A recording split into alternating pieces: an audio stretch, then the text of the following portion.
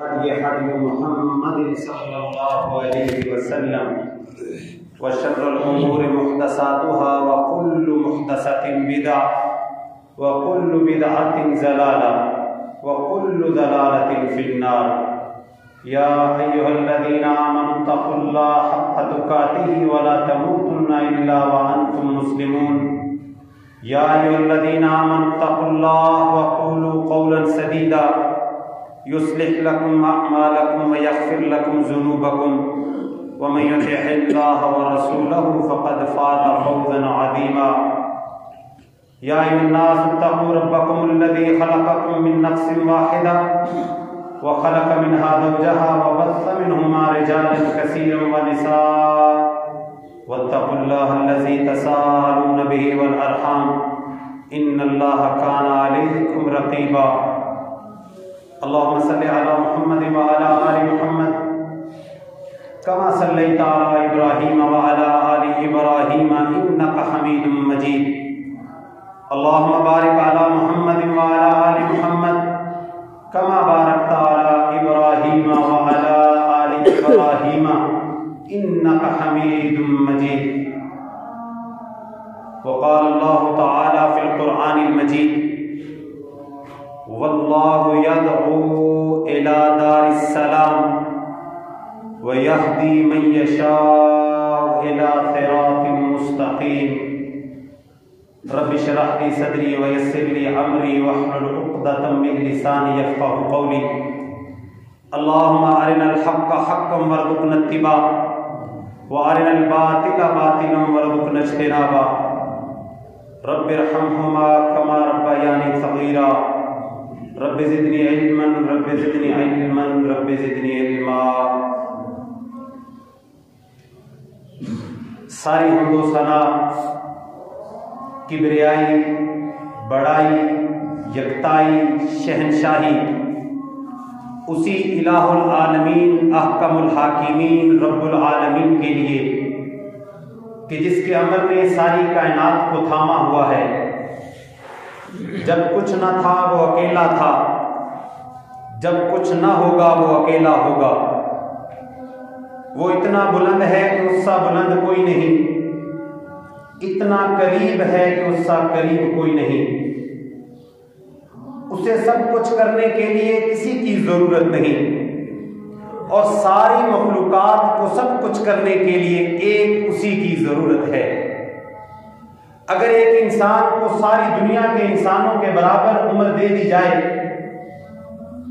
سارے درختوں کو کلمے بنا کر سارے پانیوں کو روشنائی عطا کر دی جائے، وہ انسان ساری دنیا کی عمر ساتھ لے کر اللہ کی لامحدود صفات میں سے کسی ایک صفت کو لکھنا شروع کر دے، وقت ختم ہو جائے، کلمے گھس جائیں، روشنائیاں خشک ہو جائیں، اللہ کی صفت تو بہت دور کی بات ہے، وہ اللہ کی دی ہوئی ایک نعمت کا شکر بھی ادا نہیں کر سکتا. امام شافعی رحمۃ اللہ علیہ فرماتے ہیں: میں نے شہتوت کے پتے سے اللہ کو پہچانا. پوچھنے والے نے پوچھا: امام صاحب، شہتوت کے پتے سے آپ نے رب کو کیسے پہچانا؟ کہنے لگے: شہتوت کا پتا بکری کھاتی ہے تو دودھ بنتا ہے، ریشم کا کیڑا کھاتا ہے تو ریشم بنتا ہے، ہرن کھاتا ہے تو کستوری بن جاتی ہے. آخر کوئی تو ہے جو اس پتے کے اندر اتنی خصوصیات کو ڈال رہا ہے، وہی تو میرا اللہ ہے.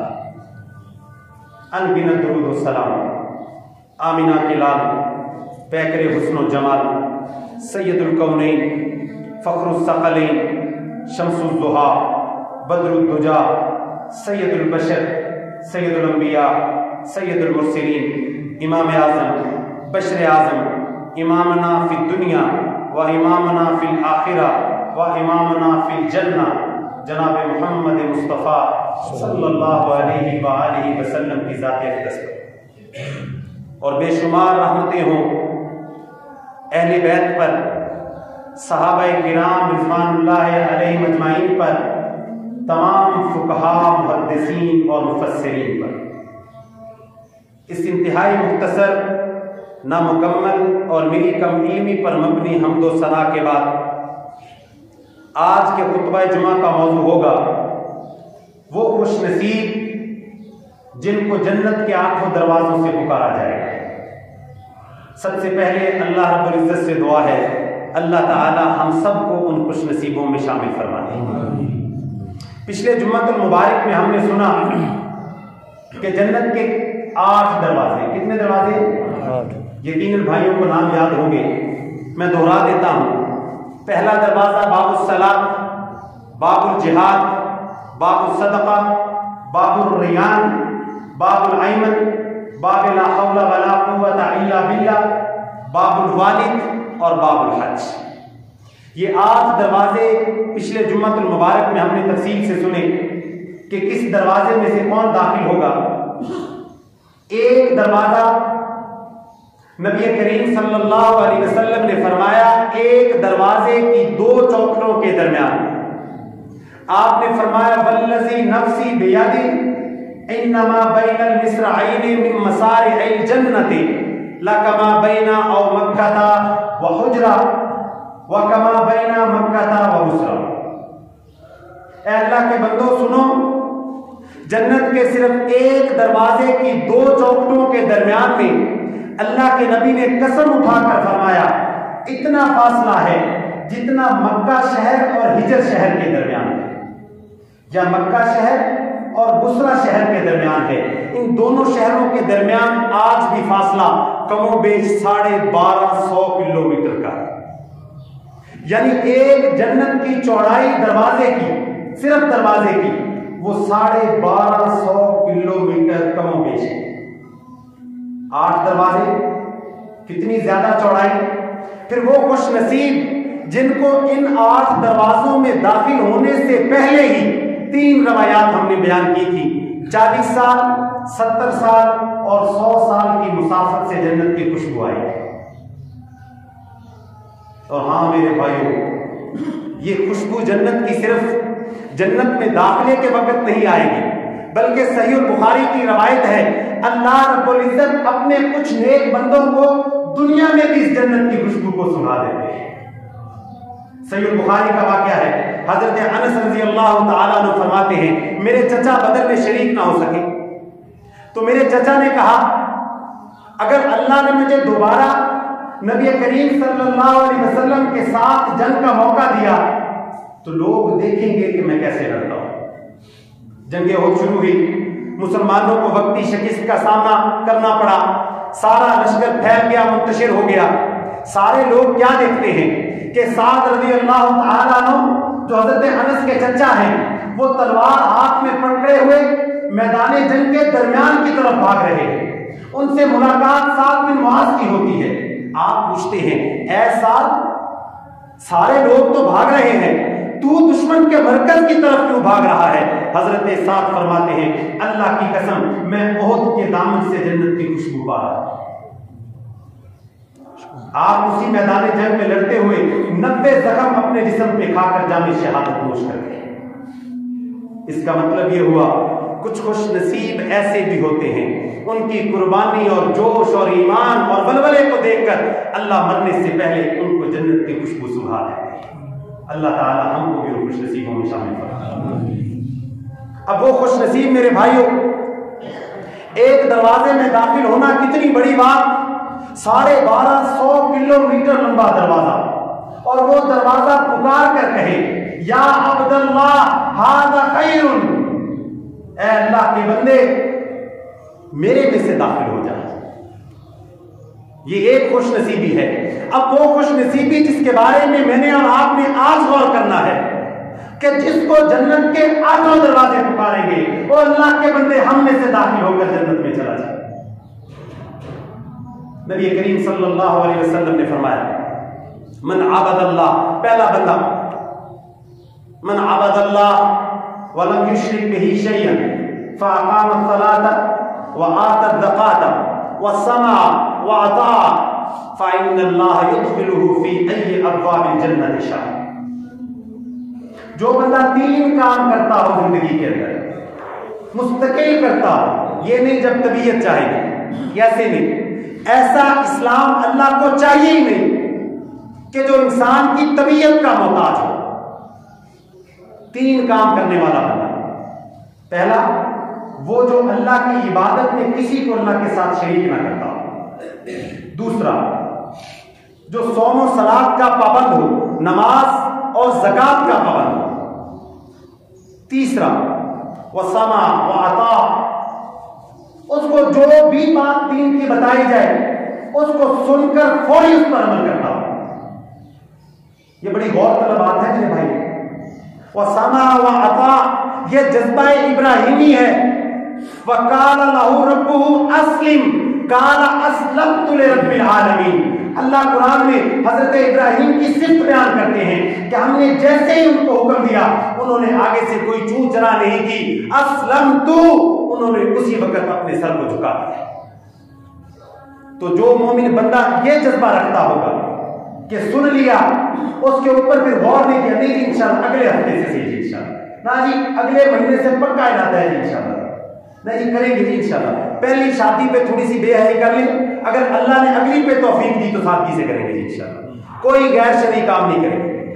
نہیں میرے بھائی, مومن وہ ہوتا ہے جب بات بتا دی اسلمت, اپنے سر کو اسی وقت جھکا دیتا ہے. ہم ہوتے کون ہیں میرے بھائی؟ اگر اللہ نے سر کو جھکا دیا پھر ہم دوبارہ اٹھانے کے قابل بھی نہ رہیں گے. چند منٹ ہی تو لگتے ہیں, ساری زندگی کے لیے انسان چارپائی میں پڑ جاتا ہے. تو مومن کا مزاج جو یہ 3 کام کرتا ہو, پہلا اللہ کے ساتھ شرک نہ کرتا ہو, دوسرا نماز اور زکات ادا کرتا ہو, اور تیسرا سننے کے بعد فوری عمل کرتا ہو. نبی کریم علیہ الصلوۃ والسلام نے بشارت دی فإن اللہ يدخلہ فی ای ابواب الجنۃ شاء, اس کو جنت کے دروازے نہیں بلکہ اللہ رب العزت خود جس دروازے میں سے چاہے گے اس کو جنت میں داخل کر دے. کتنی بشارت کی بات ہے میرے بھائی. سنن نسائی کی ایک اور روایت ہے, حضرت ابو سعید خدری رضی اللہ تعالیٰ عنہ بیان فرماتے ہیں خطبنا رسول اللہ صلی اللہ علیہ وسلم یوما فقال, ایک دن نبی کریم صلی اللہ علیہ وسلم ہمیں واعظ کر رہے تھے, خطبہ دے رہے تھے. والذی نفسی بیدی 3 مرات, آپ نے اللہ کی قسم 3 مرتبہ اٹھائی. سنن نسائی کی صحیح سند کے ساتھ روایت ہے. ثم اکف, پھر آپ نے اپنے سر کو جھکا دیا. فاکف کل رجل منہا, ہم میں سے جتنے لوگ بیٹھے ہوئے تھے سب نے اپنے سروں کو جھکا دیا. ہم کیا دیکھتے ہیں کہ نبی کریم صلی اللہ علیہ وسلم زار و قطار ہو رہے ہیں. کچھ دیر اللہ کے نبی علیہ السلام سر مبارک نیچے کر کے روتے رہے. ثم رفع راسہ, پھر آپ نے اپنے سر کو اٹھایا اور آپ پھر مسکرائے. حضرت ابو سعید فرماتے ہیں آپ کی وہ مسکراہٹ ہمیں سرخ اونٹوں کے مل جانے سے زیادہ عزیز تھی. آپ مسکرائے اور آپ نے پھر بشارت دی کہ میرا وہ امتی جو صوم و صلات اور زکات کا پابند ہو, وَيَجْتَنِبُ الْكَبَائِرَ السَّبْعَ, اور 7 بڑے گناہوں سے بچتا ہو. فُتِحَتْ لَهُ أَبْوَابُ الْجَنَّةِ فَقِيلَ لَهُ اُدْخُلْ بِسَلَامٍ, تو اس کے لیے کل قیامت کے دن جنت کے 8 دروازوں کو کھول کر اس کو پکار کے ساتھ پکارا جائے گا, اے اللہ کے بندے جس دروازے میں سے چاہتے ہو سلامتی کے ساتھ آئے. یجتنب الکبائر السبع, 7 بڑے گناہوں سے جو بندہ بچے گا. وہ کون کون سے گناہ ہیں؟ سب سے پہلے اللہ کے ساتھ شرک نہ کرتا. انه من یشرک باللہ فقد حرم اللہ علیہ الجنہ. اللہ تعالیٰ قرآن میں فرماتے ہیں میں سارے گناہوں کو معاف کر سکتا ہوں, لیکن جس نے میرے ساتھ شرک کیا میں نے اس کے اوپر جنت کو حرام کر دیا ہے, وہ داخل نہیں ہو سکتا. پہلا گناہ وہ شرک نہ کرتا ہو, دوسرا وہ جادو نہ کرتا ہو. آج کل کے معاشرے میں جب حسد حد سے تجاوز کر جاتا ہے, کوئی راستہ نظر نہیں آتا دوسرے کو نیچا دکھانے کا, تو پھر جادو کا راستہ اپنایا جاتا ہے. کبھی گڑیا کے اوپر, کبھی بالوں کے اوپر, کبھی کیل کے اوپر, کبھی تختی کے اوپر, کبھی مٹی کے اندر, کبھی قبر کے اندر. اللہ کے نبی علیہ السلام نے فرمایا یہ پکا جہنمی انسان ہے جو لوگوں کے اوپر جادو کرتا ہے یا کرواتا ہے. حسد کی انتہا ہے, اور حسد تو نیکیوں کو اللہ کے نبی نے فرمایا ایسے کھاتی ہے, ایسے کھا جاتا ہے جیسے آگ لکڑی کو کھا جاتی ہے. دوسرا گناہ وہ جادو نہ کرتا. تیسرا ناحق قتل نہ کرنے والا، فوری طور پر تھوڑی سی بات ہوئی، نام نہاد غیرت کی بنیاد پر کسی مسلمان کو قتل نہ کرنے والا، کبھی اس نے کسی کو قتل نہ کیا ہو، کیونکہ جس نے ایک کو قتل کیا وہ ایسے ہی ہے جیسے اس نے ساری انسانیت کو قتل کر دیا۔ لوگ اس کی علماء کرام مفسرین راستے ضرور نکلتے ہیں، لیکن حقیقت کی بات میرے بھائیو یہ ہے کہ جو بندہ قاتل ہوتا ہے اس کی بخشش کا کوئی راستہ نہیں ہوتا۔ فدیہ ہے، فلاں فلاں کام ہے، وہ ضرور ہے، لیکن راستہ کوئی نہیں۔ حتیٰ کہ کسی مسلمان کے سامنے ہتھیار کو صرف اٹھا دینا کفر کے زمرے میں آتا ہے، مارنا تو بہت دور کی بات ہے۔ وہ انسان لعنت کا مستحق بن جاتا ہے جس نے صرف ہتھیار اٹھایا، مارا نہیں ہے، وہ بندہ لعنت کا مستحق ٹھہر جاتا ہے۔ تیسرا کام کسی کو قتل کرنے والا نہ ہو، چوتھا سود کھانے والا نہ ہو، پانچواں یتیم کا مال کھانے والا نہ ہو، چھٹا میدان جنگ سے بھاگنے والا نہ ہو، ساتواں پاک دامن عورتوں پر تہمت لگانے والا نہ ہو۔ آج ہم تجزیہ کر رہے ہوتے ہیں محلے میں، کوئی عورت اگر نوکری کرتی ہے تو ہمارا اپنا تجزیہ ہوتا ہے، ہم بدگمانی کر جاتے ہیں ضرور ایسا ہوگا، نہیں میرے بھائیوں نہیں، تہمت لگانے والا انسان کبھی جنت کی خوشبو بھی حاصل نہیں کر سکتا۔ یہ حق کس نے دے دیا کہ آپ کسی کی عزت کو چوراہے کے اندر نیلام کر دیں؟ اللہ کے نبی علیہ السلام نے فرمایا جو یہ 7 بڑے گناہ نہ کرتا ہو فتحت لہ ابواب الجنہ، کل قیامت کے دن جنت کے 8 دروازے اس کے لیے کھول دیے جائیں گے۔ تیسرا خوش نصیب انسان میرے بھائی، توحید کا کلمہ کتنا اہم ہے، کتنا بڑا کلمہ ہے، لیکن صرف زبان کے ساتھ نہیں، انسان کا عمل بھی اس کلمے کے مطابق ہو۔ نبی کریم علیہ السلام نے فرمایا جو شخص مکمل وضو کرے، صحیح طریقے سے وضو کرے اور وضو کرنے کے بعد یہ توحید کے کلمات پڑھے، اشہد ان لا الہ الا اللہ وحدہ لا شریک لہ واشہد ان محمدا عبدہ ورسولہ، نبی کریم علیہ السلام نے فرمایا کل قیامت کے دن اس کے لیے جنت کے 8 دروازے کھول دیے جائیں گے۔ لیکن یہ نہیں ہے یہ کلمہ ایسے ہی پڑھتا ہو، 7 پتھروں کے گرد چکر بھی لگاتا ہو، درختوں کی پوجا بھی کرتا ہو، درگاہوں کے اوپر اپنے ماتھے کو ٹیکتا بھی ہو، نہیں، بلکہ انسان کا عقیدہ بھی اس کلمے کے مطابق ہو کہ اللہ تیرے علاوہ کوئی بھی نہیں جس کے آگے میں اپنی پیشانی کو جھکاؤں، تیرے علاوہ کوئی بھی نہیں جس سے میں اپنی حاجتوں کو بیان کروں۔ تو میرے بھائیو تیسرا خوش نصیب انسان جس کو جنت کے 8 دروازوں سے آواز دی جائے گی وہ بندہ ہوگا جو ہر وضو کے بعد یہ توحید والے کلمات پڑھتا ہے۔ غور کرنا ہے میرے بھائیو کہ کیا میں اور آپ ان بندوں میں سے اس لسٹ میں کسی جگہ پہ آتے ہیں، یا اپنی اپنی عبادت کا گھیرا ہے، اپنی اپنی نیکی کا ایک تصور ہے، بس اسی کے تحت زندگی کو گزار رہے ہیں؟ نہیں، اس سے زیادہ تو نہیں ہوگا۔ اب بس کریں نا جی، اب اتنی ڈیمانڈ بھی نہ کریں، جتنی طبیعت ہے کر رہے ہیں نا جی، اللہ توفیق دے۔ نہیں میرے بھائی، توفیق تو اللہ نے دی ہے، صبح اٹھے ہو تو ٹانگوں کو چلنے کی توفیق تو دی ہے، صبح اٹھے ہو آنکھ کو دیکھنے کی توفیق تو اللہ نے دے دی، اب انتظار کس بات کا ہے؟ اس سے پہلے کہ آنکھیں ہمیشہ کے لیے بند ہو جائے۔ چوتھا میرے بھائی، وہ شخص ان ابی ہریرہ رضی اللہ تعالی ان رسول اللہ صلی اللہ علیہ وسلم قال من انفق زوجین فی سبیل اللہ نودی من ابواب الجنہ یا عبد اللہ ھذا خیر۔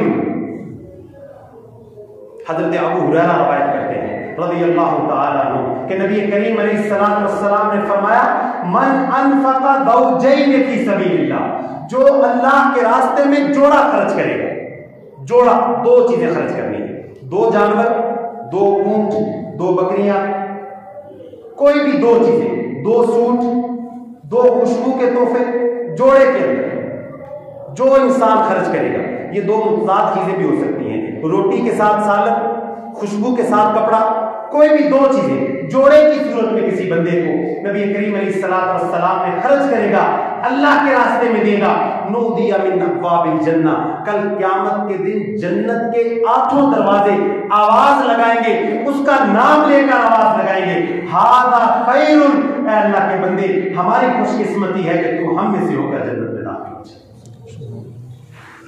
آج میرے بھائیوں جوڑا تحفے میں دینا تو بڑی دور کی بات ہے، ہم ایک سنگل چیز تحفے میں نہیں دیتے۔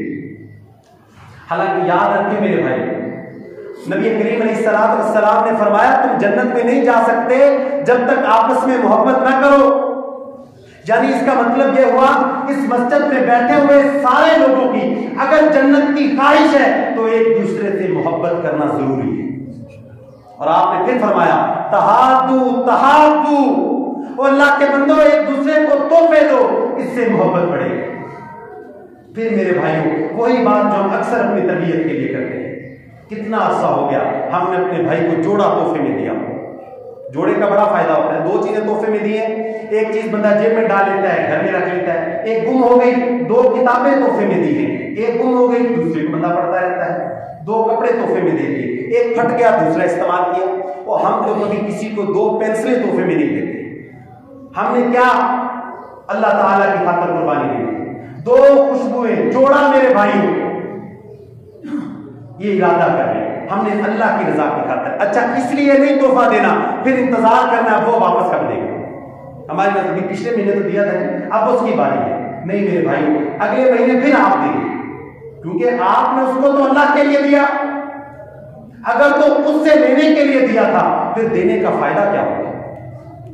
من انفق زوجین فی سبیل اللہ، جو اللہ کے راستے میں جوڑا خرچ کرتا ہے اس کو جنت کے 8 دروازے میں داخل ہونے کی بشارت سنائی جائے گی۔ 5واں شخص میرے بھائی وہ مرد یا عورت، نبی کریم علیہ السلام نے فرمایا جس کے 3 نابالغ بچے یا بچیاں فوت ہو گئے اور اس نے صبر کیا، نبی کریم علیہ السلام نے فرمایا کل قیامت کا دن ہوگا، سارے لوگ حساب کتاب کے اندر مصروف ہوں گے اور جنت کے 8 دروازوں کے آگے اس کے یہ 3 بچے کھڑے ہوں گے اور اپنے باپ اور ماں کی انگلی پکڑ کر اس کو جنت میں لے کر جائیں گے۔ یہاں پر بھی ہمارے معاشرے میں تہمات، اگر کسی کے 2 بیٹے فوت ہو جائیں یا 2 بیٹیاں یا 3 فوت ہو جائیں جو اس حدیث میں بشارت ہے تو فوری طور پر بس یہ اب تو فلاں جگہ پر جا کر پتھر کے آگے ماتھا ٹیکنا پڑے گا، اب جی فلاں دھاگا گلے میں باندھنا پڑے گا، نہیں جی یہ ضرور کوئی نوسط والی بات ہے، آپ کے اوپر کوئی جادو ہو گیا، اب فلاں جگہ پر جا کر چکر کاٹنے پڑیں گے، اب فلاں بڑی اچھی جگہ ہے آئے چلتے ہیں۔ یہی وہ موقع ہوتا ہے میرے بھائیوں جب شیطان انسان کو گمراہ کرتا ہے، جب شیطان انسان کو راستے سے بھٹکاتا ہے، اور یقیناً پریشانی کے اندر ہی تو شیطان بھٹکاتا ہے، جب انسان کو کوئی راستہ نظر نہیں آتا، انسان دیکھتا ہے سارے راستے بند ہو گئے، پھر ہی تو شیطان امید کی کرن دکھاتا ہے کہ فلاں جگہ پہ اللہ کا شرک کرو، اللہ کے مقابلے میں کسی اور ہستی سے مدد مانگو، تمہارا کام ہو جائے گا۔ تو بے قراری اور بے چینی کی کیفیت کے اندر شیطان انسان سے شرک کرواتا ہے۔ اور یہی بات میرے بھائیوں اگر 3 بچے فوت ہو جائیں، انسان کے نابالغ بچے، نبی کریم علیہ السلام نے فرمایا بچے اس انسان کو جنت میں لے کر جائیں۔ ہر بات کو نحوست کی نظر میں نہ لیں، اس کائنات کے امام سید المرسلین جناب محمد مصطفیٰ صلی اللہ علیہ وسلم کی حیات طیبہ کے اندر آپ صلی اللہ علیہ وسلم کی 3 بیٹیاں فوت ہوئی اور آپ کے 2 بیٹے آپ کی نظروں کے سامنے فوت ہوئے۔ تو میرے بھائیوں ہمیں کیا سبق ملتا ہے کہ اگر اولاد فوت ہو جائے تو بے صبرا نہیں ہونا، اللہ نے دی تھی اللہ نے واپس لے دی۔ دعا کریں اللہ تعالیٰ جن کے پاس اولاد نہیں اللہ ان کو نرینہ اولاد عطا فرمائے، اور جن کی اولاد ہے اللہ ان کی اولاد کو ان کی آنکھوں کی ٹھنڈک بنائے۔ ہاں میرے بھائی نبی کریم علیہ السلام نے فرمایا وہ عورت کتنی خوش نصیب ہے وہ عورت جو صرف 4 کام کرتی ہو۔ صحیح ابن حبان کی روایت ہے ان ابی ہریرہ رضی اللہ تعالی عنہ قال قال رسول اللہ صلی اللہ علیہ وسلم اذا صلت المرأة خمسها، وہ عورت جو 5 وقت کی نماز پڑھتی ہے۔ اب یہاں پر بھی ہمارا معاشرہ اپنے مزاج کے مطابق، اگر مسجد کے اندر عورت آتی ہے نماز پڑھنے کے لیے تو یہ ایک خیال پایا جاتا ہے کہ اس سے معاشرے میں فتنہ پیدا ہوگا۔ صحیح البخاری کی روایت ہے، نبی کریم علیہ السلام نے فرمایا عورتوں کو مسجدوں میں جانے سے نہ روکو۔ ویسے بھی میرے بھائیوں وہ کون سا فتنہ ہے جس میں آج کی عورت مبتلا نہیں ہے؟ کیا بازار کے اندر فتنہ نہیں ہے؟ یا مسجد کے اندر زیادہ فتنہ ہے؟ کیا ولیمے کے اندر اور شادیوں کے اندر جو طوفان بے حیائی برپا ہوتا ہے اس کے اندر فتنہ نہیں ہے؟ مسجد کے اندر فتنہ ہے؟ کیا پکنک مناتے وقت جب باہر گھومنے جاتے ہیں وہاں پر فتنہ نہیں ہے؟ مسجد کے اندر فتنہ ہے۔ جب ایک غیر محرم دکاندار کے ساتھ چند ٹکوں کی خاطر عورت مباحثہ کرتی ہے اس وقت فتنہ نہیں ہے، مسجد کی طرف چل کر آنے میں فتنہ ہے۔ یہ کیسا دوہرا معیار ہے میرے بھائی؟ یہ کون سا فتنہ ہے؟ اصل میں بات فتنے کی نہیں، اصل میں فتنہ ہمارے دماغ کے اندر ہے۔ فتنے میں مبتلا تو ہو چکی ہے۔ کون سا کام ہے جو آج کی عورت بازار میں نہیں ہوتا؟ یہی مسجدیں تو ایسی جگہ تھی جہاں پر اس فتنے کو ختم کیا جاتا ہے۔ جمعے کے اجتماعات کے اندر ایک نور ہوتا ہے، عورتوں کو مسجدوں میں لے کر آئے۔ تمام یاد رکھیں نبوی دور کے اندر اور تمام خلفائے راشدین کے دور کے اندر، بنو امیہ کی حکومت میں، بنو عباس کی حکومت میں، سوائے پاکستان، انڈیا اور بنگلہ دیش کے علاوہ آج بھی پوری دنیا کی مساجد میں عورتیں نماز پڑھنے اور جمعے کے اجتماعات میں جاتی ہیں۔ یہیں پر ہی فتنہ ہے۔ تو میرے بھائیوں جو عورت اذا صلت المرأة خمسها 5 وقت کی نماز پڑھتی ہے، وصامت شہرها اور رمضان کے روزے رکھتی ہے، وحسنت فرجہا اور اپنی عزت اور پاک دامنی کی حفاظت کرتی ہے، وَأَطَاعَتْ بَعْلَهَا اور اپنے شوہر کی فرما برداری کرتی ہے، شوہر کی تابع ہوتی ہے۔ آج میرے بھائیوں سب سے زیادہ اگر معاشرے میں ملے گا تو ناشکری کے کلمات جو عورت اپنے مرد کے بارے میں کہتی ہے، وہ مرد جس نے ساری زندگی اپنی جوانی اس کے کھانے اور بچوں کی پرورش پہ قربان کر دی، وہ عورت کے الفاظ کیسے کہہ دیتی ہے میں نے تمہارے ساتھ کوئی خوشی نہیں دیکھی۔ یہی بات نبی کریم علیہ السلام نے فرمایا، یا معاشر النساء، اے عورتوں کی جماعت اللہ سے ڈرو، میں نے جہنم میں تمہاری کثرت دیکھی ہے اس وجہ سے کہ تم اپنے شوہروں کی ناشکری کرتے ہو۔ وَأَطَاعَتْ بَعْلَهَا وہ عورت جو اپنے شوہر کی فرما برداری کرتی ہو۔ 4 کام، سادہ سے کام، 5 وقت کی نماز، رمضان کے روزے اور میرے بھائیوں اپنی عزت کی حفاظت کرنے والی ہو اور شوہر کی فرما برداری کرنے والی ہو۔ نبی کریم علیہ السلام نے فرمایا ادخلت الجنت ہی ابواب الجنت شاہ، کل قیامت کے دن اللہ اس عورت کو اختیار دیں گے، جاؤ اے میری بندی ان 8 جنت کے دروازوں میں سے جس میں سے چاہتی ہو داخل۔ کتنی بشارت کی بات ہے میرے بھائی۔ آج سوال ہے کہ کیا ان خوش نصیبوں میں ہمارا ذکر موجود ہے؟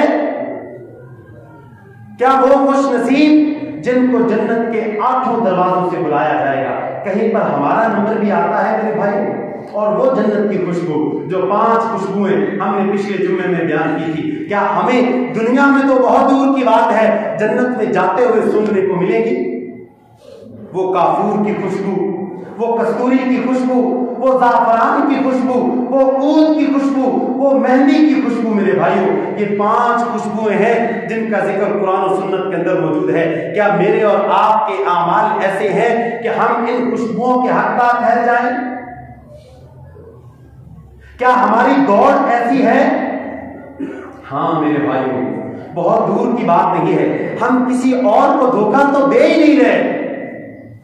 والذین انفسہم، اللہ قرآن میں کہتے ہیں یہ لوگ سمجھتے ہیں مجھے دھوکہ دے رہے ہیں، اور یہ تو اپنے آپ کو دھوکہ دے رہے ہیں۔ اگر تو ہم یہ سمجھتے ہیں، اگر ہمارے دل میں یہ بات ہے کہ واقعی ہی یار مرنے کے بعد کوئی زندگی ہے، یار مرنے کے بعد جی اٹھنا ہے، مرنے کے بعد جنت بھی ہے، تو میرے بھائیوں اللہ کا واسطہ ہے ہمارا طرز زندگی پھر ایسا ہونا چاہیے جس طرح آج ہمارے شب و روز ہیں، جس طرح ہمارے لیل و نہار گزر رہے ہیں، کیا ہمارے دن اور رات ایسے گزرنے چاہیے؟